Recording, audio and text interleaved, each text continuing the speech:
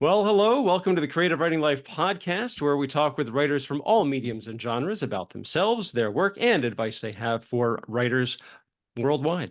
I'm your host, Paul Zeidman, and my guest today is author, writer Preeti Chhibber. Preeti, welcome to the Creative Writing Life podcast. Hi, thank you for having me. Oh, my pleasure. So I'm going to read the bio. So we're going to be talking about many things that Preeti is involved with all of her writing, but a lot of it's going to be about her new book, Payal Mehta's Romance Revenge Plot. I read it over the weekend. Loved it. Great stuff. This is the bio on the back of her book.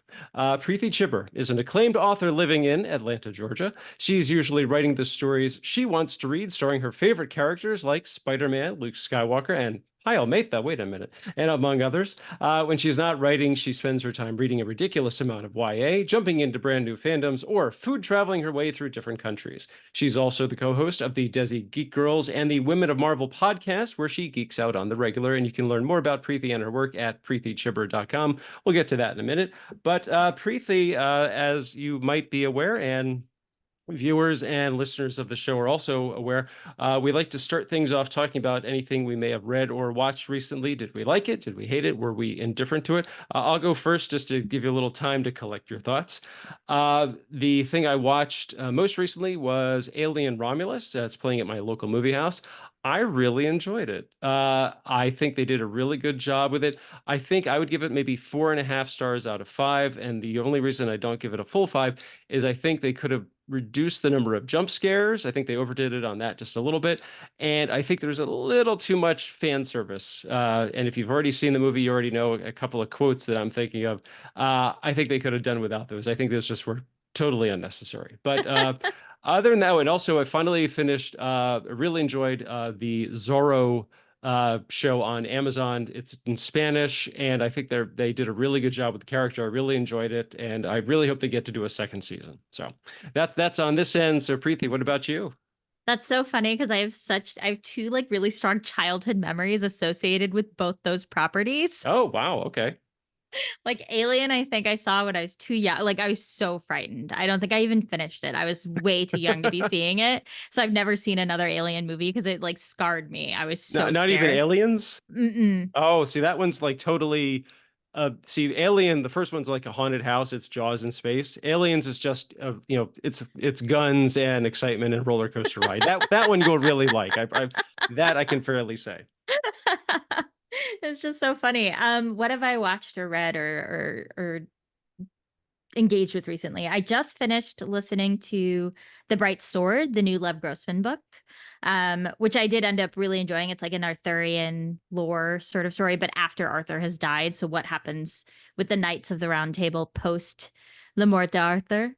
And it was wonderful. It was like I'm a big fan of Arthurian storytelling, and so it was a really enjoyable listen too. The audiobook was really strong, I thought. And the narrator, which I wish I had his name off the top of my head, but I don't, but he was very, very good.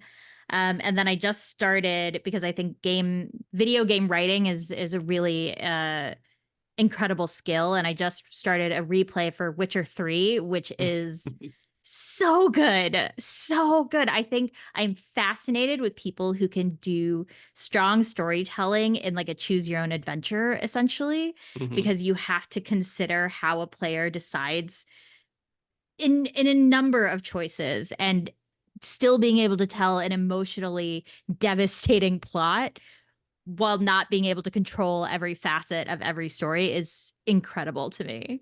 Okay. Well, I also will do. He doesn't know this, but former co-host of the show, Justin Sloan, is also a video game writer, and he Cool. just announced he will be at. He'll be attending the Austin Film Festival next month, and he'll be on a panel talking about writing for video games. So by the time you hear this, and you're thinking, "Hey, I'm going to go to Austin and check out some panels," you want to see what Justin looks like and hear him talk about video games. He's one of many writers they'll be talking to. Just say, "Hey, I heard about you on your former podcast." He'll be like, "What? Wait, who are you? Get away from me, you peasant." Okay, so that is some good stuff, Preeti. So let's start things off. Let's talk about you. Were you always the writer kid in class? Like kind of like, "Hey, Preeti, time to put that away. We got to focus on math now." Or was it just kind of like, was it something that came to you a little bit later in life? I was the reader kid for sure. I was definitely always had a book in hand, always would prefer to spend my time reading than doing other school activities. I didn't know writing was like a professional thing you could do. I'm a first gen. My parents are Indian immigrants and fully was like, I'm going to med school. I'm going to be a doctor. Even though I hated math, I like hated it so much. I was not good at it. But was pre-med. Like I made it to like my sophomore year of college before I was like, this is not for me. I should be doing something else. And that was very much because my older brother was in New York at the time and met somebody who worked in publishing. And he was like, huh, my sister likes to read. Maybe you should talk to her. And that's when I was like, oh, you could like have a job in books. I didn't know. Even though like I did like fanfic writing and that kind of Hmm. stuff when I was in high school, but it never felt like anything more than a hobby. Like I just didn't know that it was something a normal person could do. Okay, so you were an avid reader. So, like, did you have any favorite authors or book series, Oh my gosh. or even just a couple? I know that's probably a huge list. You're like, Tamora Pierce was a really big one. Like I loved the Alana series, the Lioness Quartet. Um, it's so funny because I think when I was a kid, we didn't quite have the same delineations of age appropriate reading, or at least in my house, we didn't. So, Sure. like when I was 13 or 14, I think I read The Last Temptation of Christ and was like, this is one of my favorite books. That's what the kids are reading you these know. days. um I picked up Octavia Butler when I was a kid and I loved the Xenogenesis series, which I think now is called Lilith's Brood, maybe.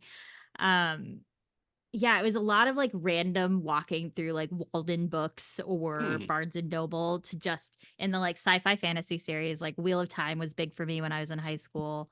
um Hitchhiker's Guide to the Galaxy, which I think shaped my humor in a really big way.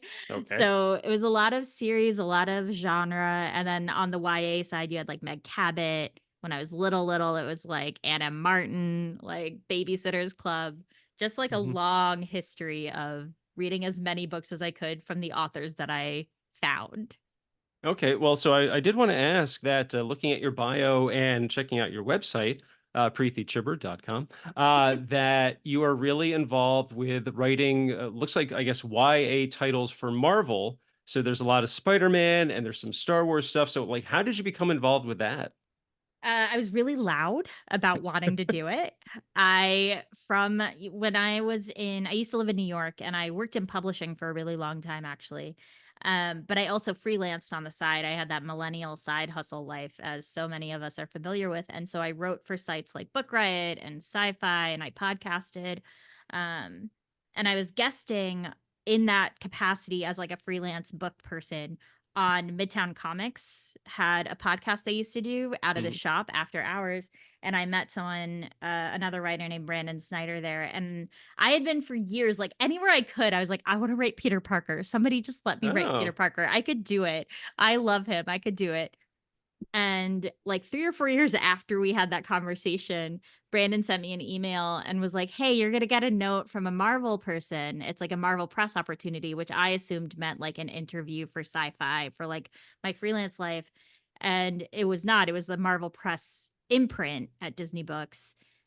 And it was an editor there asking that she'd gotten my name from Brandon as someone who could potentially write a tie-in for Spider-Man Far From Home. hmm. And at that time, I had like a single short story published on the fiction side in a book called A Thousand Beginnings and Endings, that came out from HarperCollins. But I was like, "Can I do this?" And my friend was like, "You just say yes. Like the worst comes to worst, they say no." So I said yes. I sent in some pieces. I like took a look at the schedule they were requesting, and that's sort of where it started. Okay, so that raises a great question. What is it about Peter Parker that is so appealing? I mean, we've all heard about Stan Lee's thing, like where they're all these superheroes, but nobody's ever written like a teenager with problems who just also happens to be a superhero. And I actually just read, I think it might have been on Twitter, maybe a couple of weeks ago. Someone had this great thread of about Peter Parker and that how hard his life is, that he wants to go off and do stuff with his friends, but he can't because the Green Goblin's attacking City Hall, and so he's got to make up these excuses of why he has to bail on his friends. And it was just this really in-depth look, like something I'd never thought about. The, I guess, the, like, not psychoanalysts, but more just kind of like a look into the mind of Peter Parker, and like, why does he do these things, and what's the effect that it has on him. Now, are these the kind of things that you like to write about, or you just think, like, what is it about the character that's so appealing to you? I think Spider-Man's one of the universally beloved superheroes. He's one of the top like 5 of all time. I feel like everybody loves him. And I think it's because he's flawed. He's a disaster. Even he wants so desperately to do the right thing and to be able to be good, and he fails time and time and time again, but despite that failure continues to try. And it's in that trying that I think we can identify, because we all want to be good and we all want to be better, but we'll never necessarily hit it 100% of the time. And so it's great to see someone that we can identify with who also is living a life where he consistently makes the wrong call, makes mistakes, but continues to get up and try to be better despite that. Okay, yeah, that makes total sense. So, okay, so you've written for Marvel, and you also said that were really into YA. So, what was it that inspired you to think, "Hey, I'm going to write a YA story"? Coming of age, I think, is just so I Spider-Man is part of this too. Like superheroes in general, I think Sure. are very coming of age stories despite of where they are in their lives. And we all can enjoy a coming of age story because it is about great change. It is about figuring out who you are, which never really goes away. And so I love YA novels. I worked in YA for a long time. I think there's something about being able to speak to young readers and present them with a story where they can feel seen or feel heard. And so Biometha's romance revenge plot very much came from a place of spite because I am Oh, an wow. Aries. It was like, how do I, work through feelings I had when I was growing up as a hyphenate kid, as like somebody who was Indian American, child of immigrants. You sort of had that very stereotypical, like you're not one, you're not the other, despite whatever community you're in. Um, Not to bring it down, but I was in high school when 9/11 happened, which was like a big shift in terms of how people looked at people who looked like me with like brown skin, dark hair, very, very much of a certain image.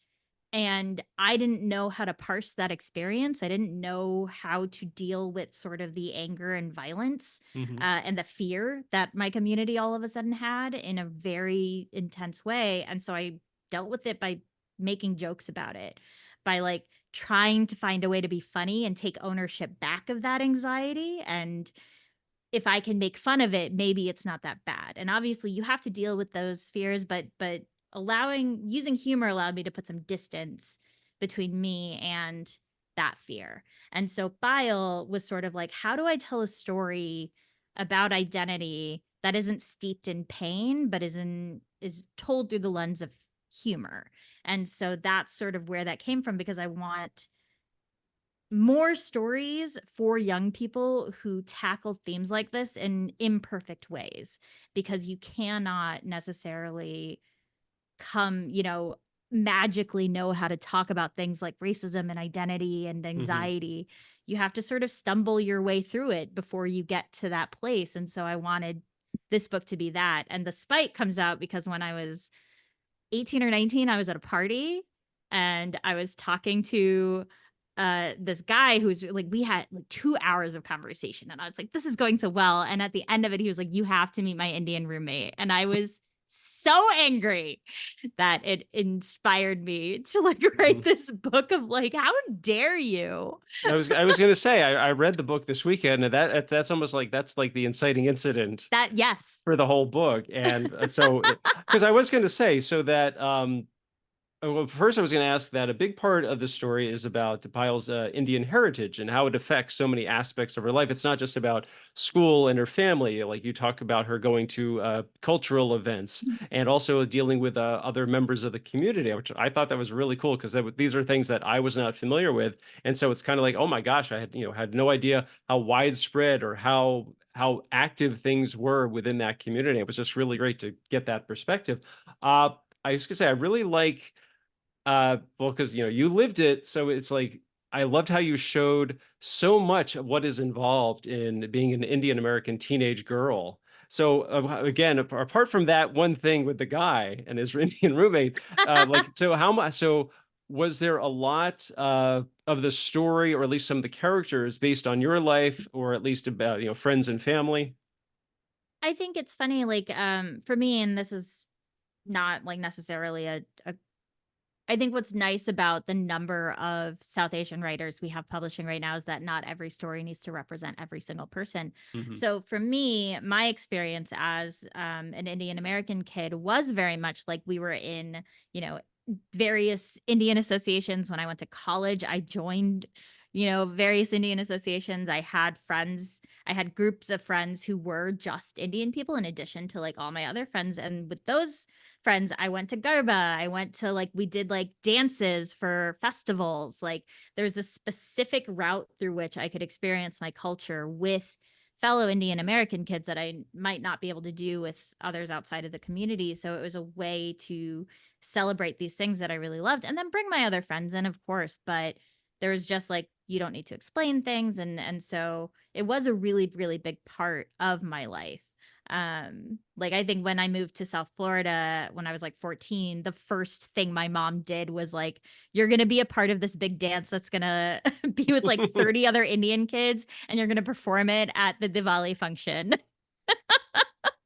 in like a month and a half. And you're Oh like, wow. okay.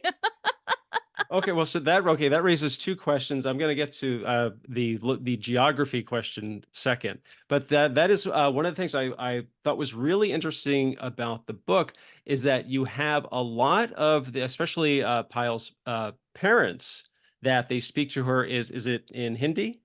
Yes. Okay, Yes. so you have them speaking to her, but there's no translation. No. Like you can just still have them saying things. I'm sure that was intentional. So was that just to kind of like really show this is what her life is like?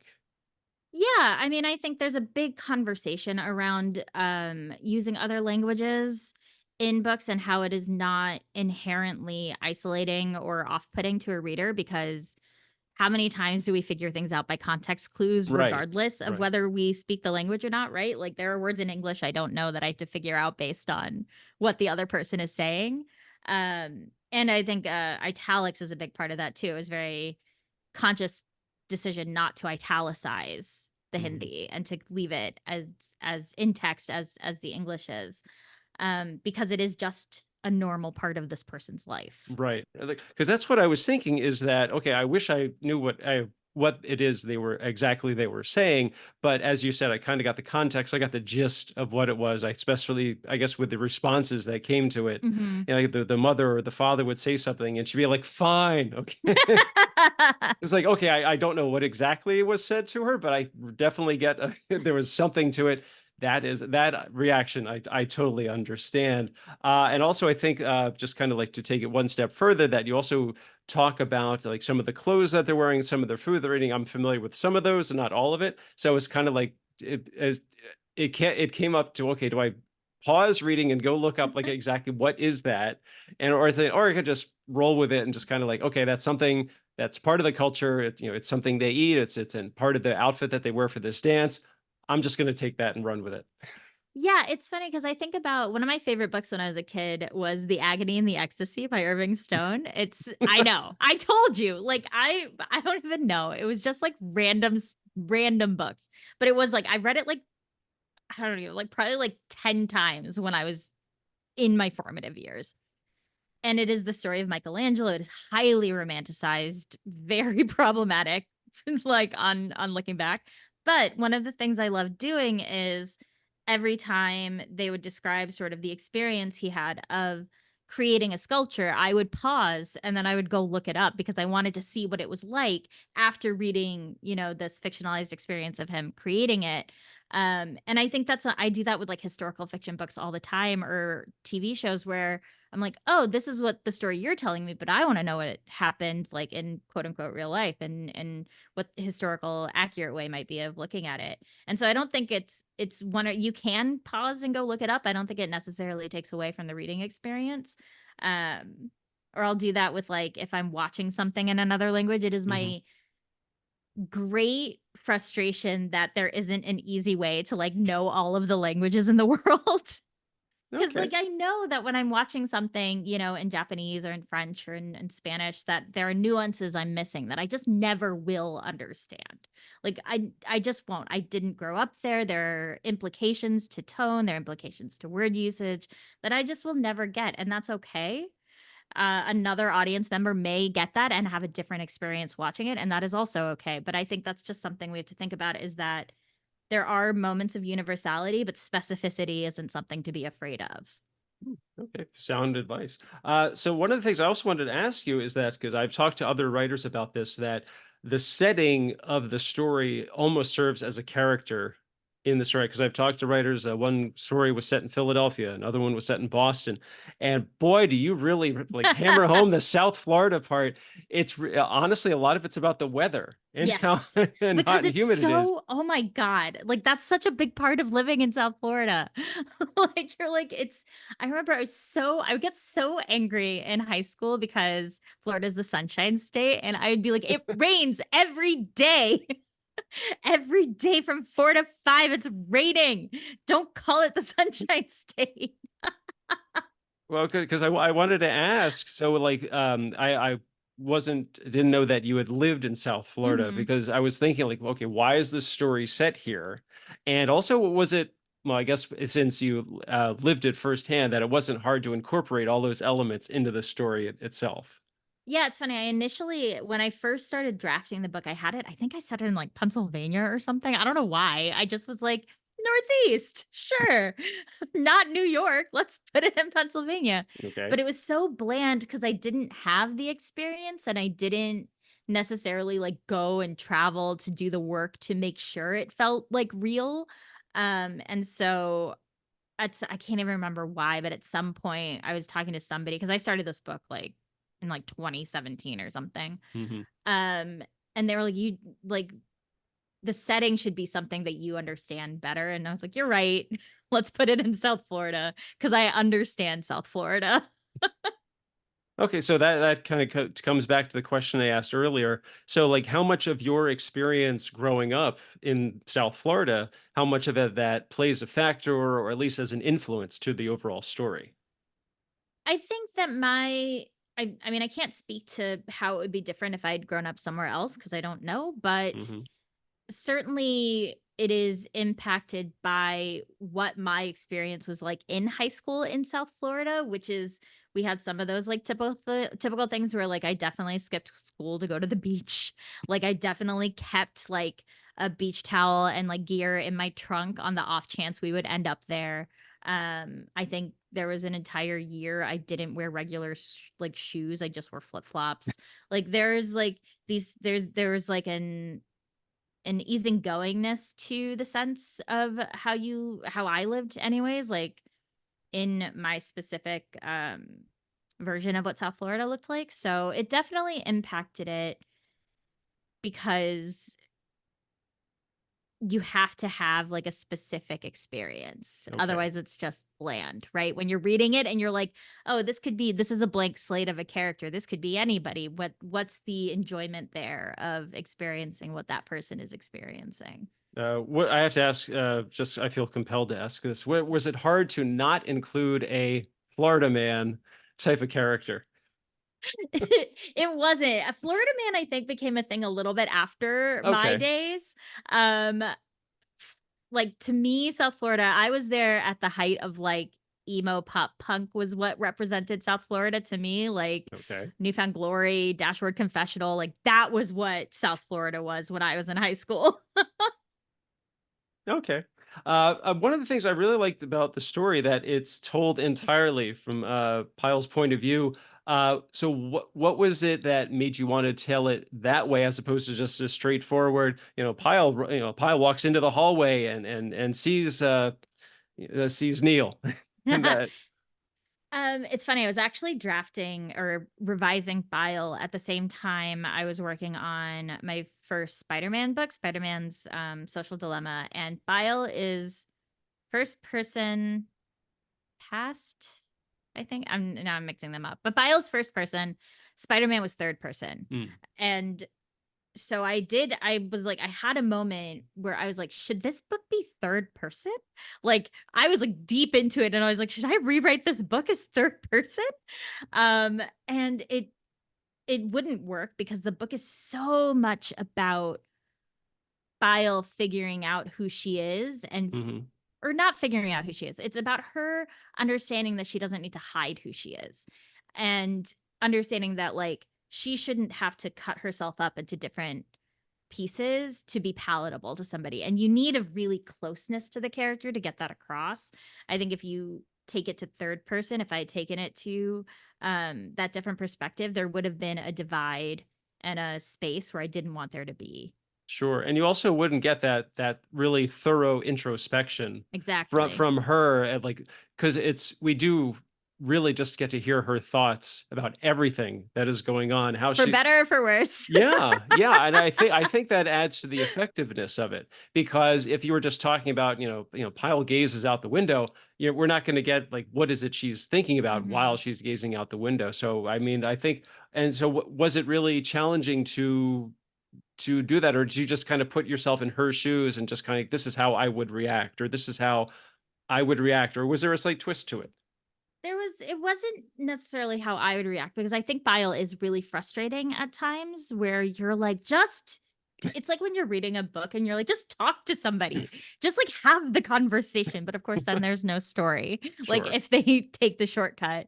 But so for bile, it was hard sometimes because I'm like, I don't want you to be annoying right now, but like, I need you to be annoying right now. I need you to be doing something that is frustrating that your friends are like, "Why are you acting like this?" Because she spends like and something that was a little difficult is like I needed her to minimize her own feelings and to convince herself like she's thinking in her own head about how it's not so bad that this guy said this thing to her, that it's okay that she had to do this. And you, as the reader, like, you are so obviously lying to yourself right now. Like, you are just telling yourself what you need to hear so that you don't feel bad. And so that was a really difficult balance to find sometimes in these scenes where I would go too far with it or not far enough.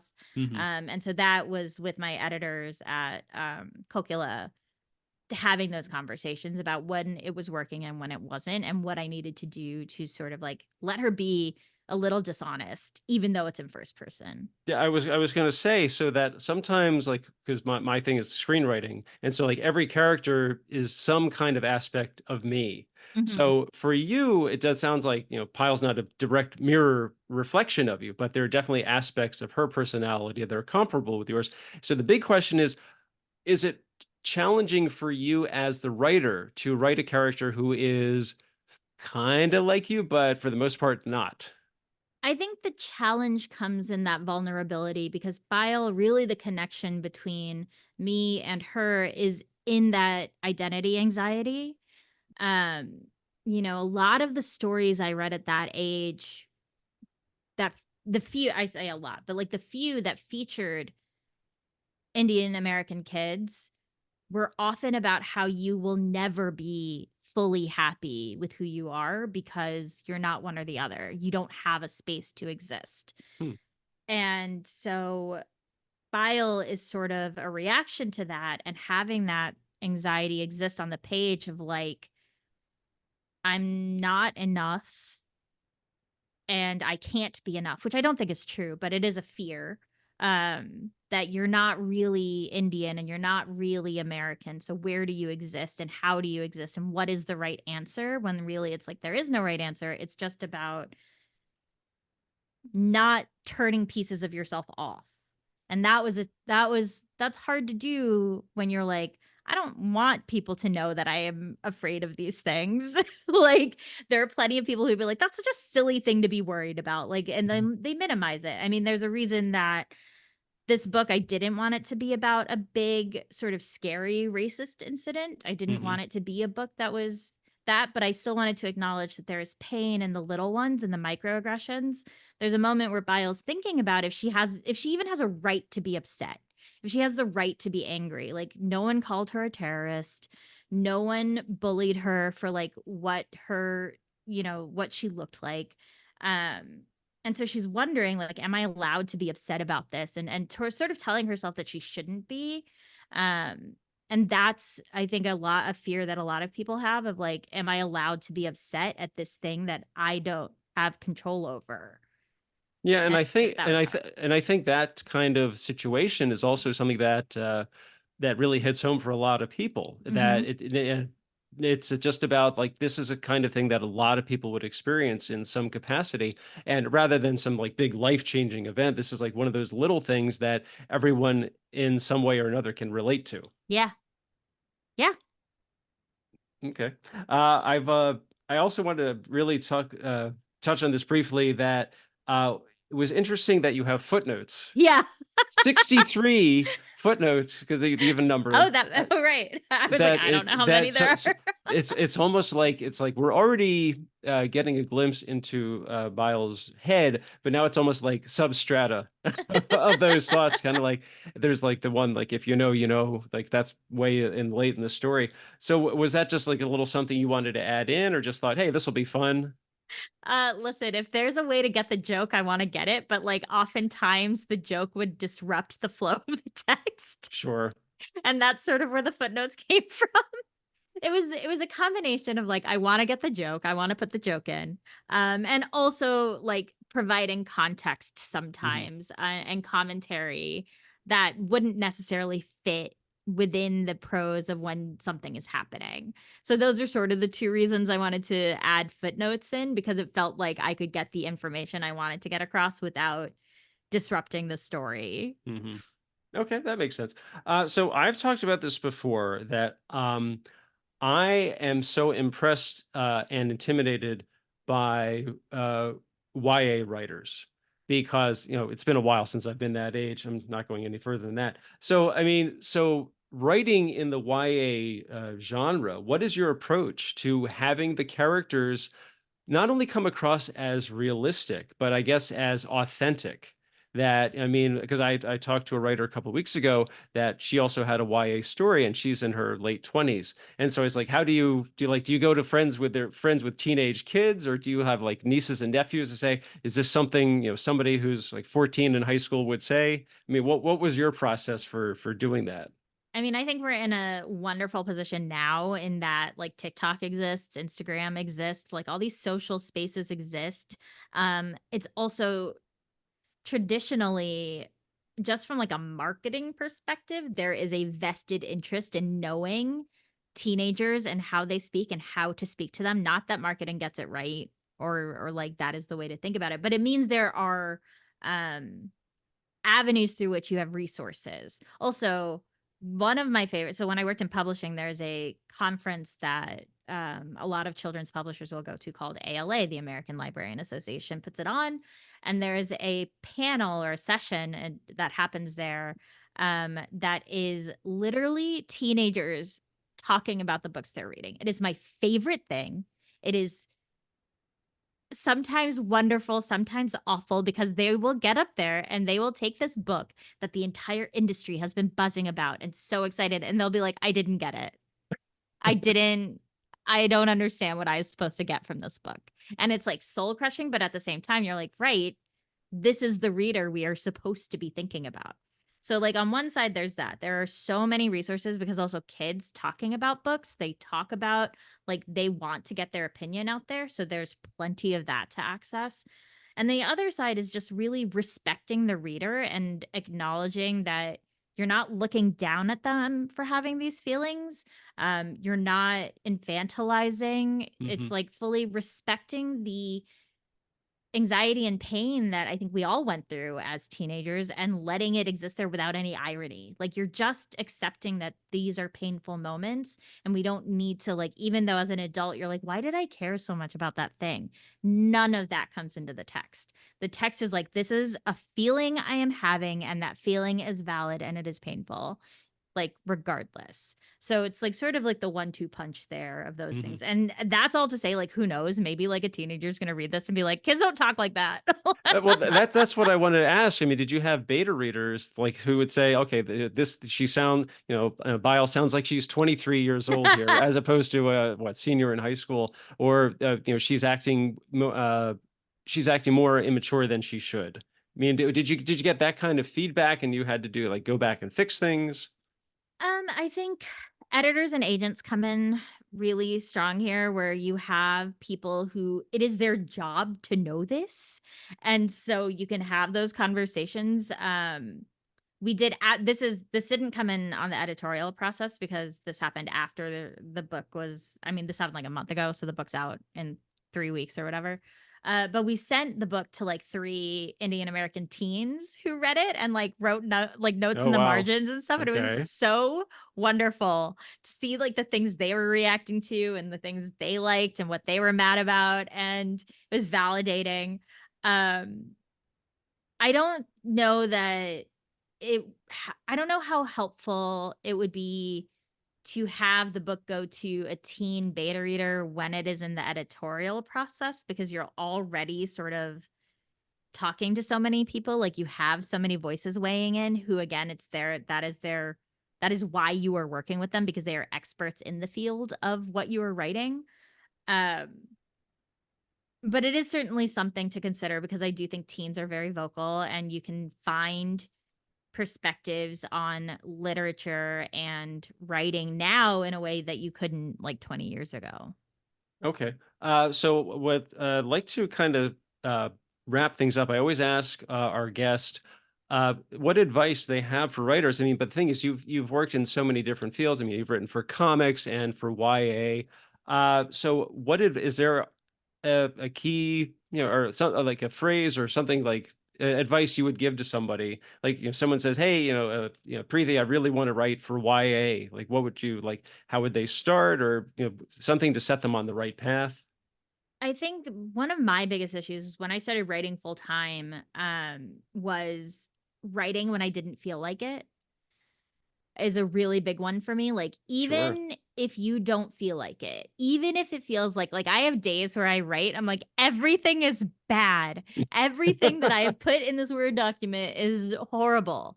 But you can edit horrible, you can't edit nothing. Right. So, I would say that is the number one thing. Write even if you don't feel like writing, because that is the only way you will finish a project.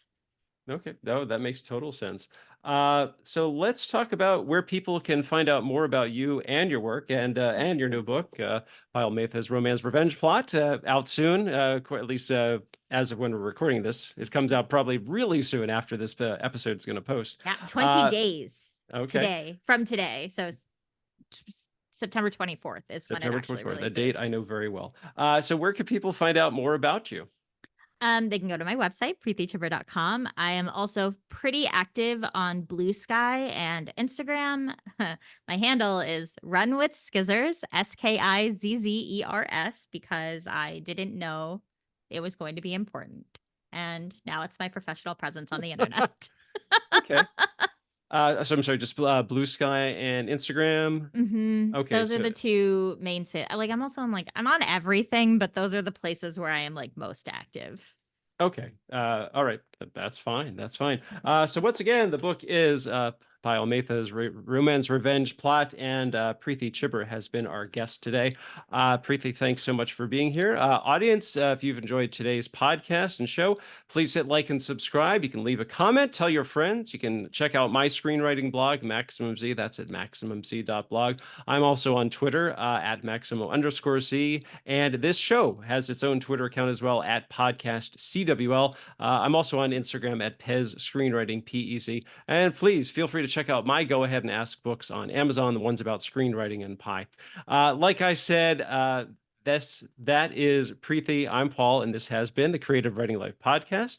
Thanks for listening. Stay safe, stay healthy, and most importantly, go write something.